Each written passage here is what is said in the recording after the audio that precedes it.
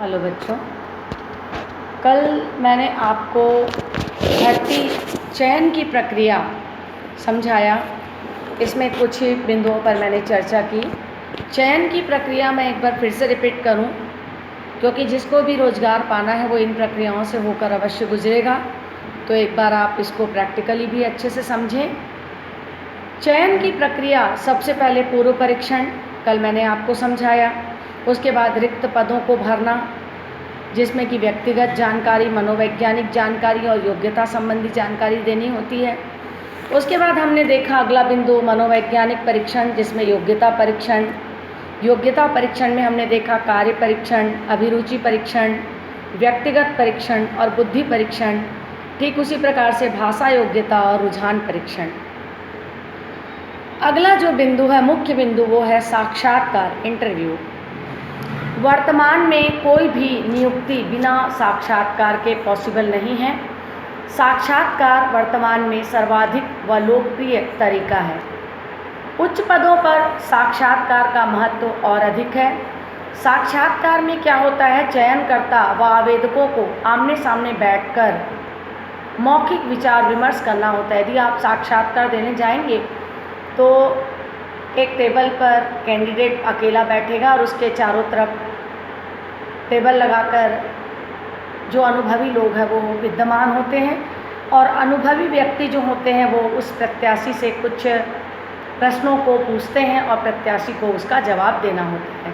यदि जो चयन करता है वो उससे संतुष्ट हो जाते हैं प्रत्याशी के उत्तर से, तो उसको चयनित कर लिया जाता है। तो वर्तमान में ये जो है मौखिक विचार विमर्श, जो कि दोनों आवेदक, नौकरी देने वाला और नौकरी करने वाला, मतलब प्राप्त करने वाला, ये दोनों के बीच मौखिक विचार विमर्श होता है। और यहीं पर जो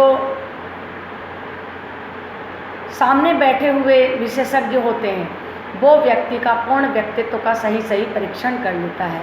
वर्तमान में IAS, PSC, UPSC या किसी भी पद पर नियुक्ति क्यों न हो, साक्षात्कार तकनीक को अवश्य अपनाया जाता है।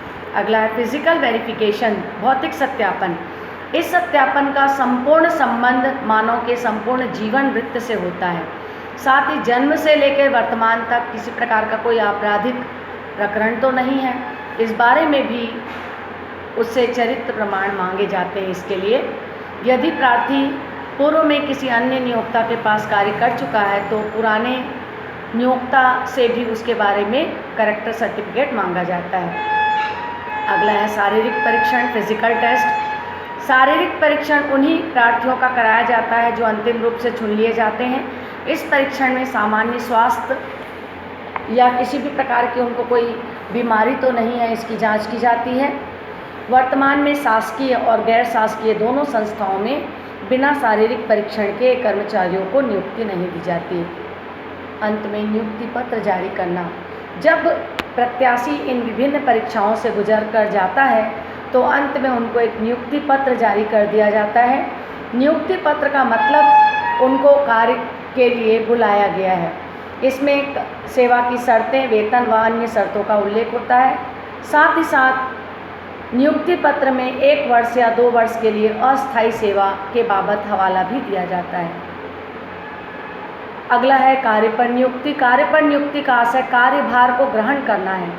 नियुक्ति पत्र में निहित शर्तों और तिथि के अंदर प्रार्थी को कार्य पर उपस्थित होना पड़ता है, और जिस तिथि पर वो कार्य पर उपस्थित होता है उसी तिथि से उसको उस संस्था का कर्मचारी मान लिया जाता है। तो ये कल से आज तक हमने देखा चयन की प्रक्रिया। ये बहुत ही महत्वपूर्ण है। इसको आप बहुत अच्छे से नोट्स बनाकर इसकी तैयारी करेंगे। Thank you.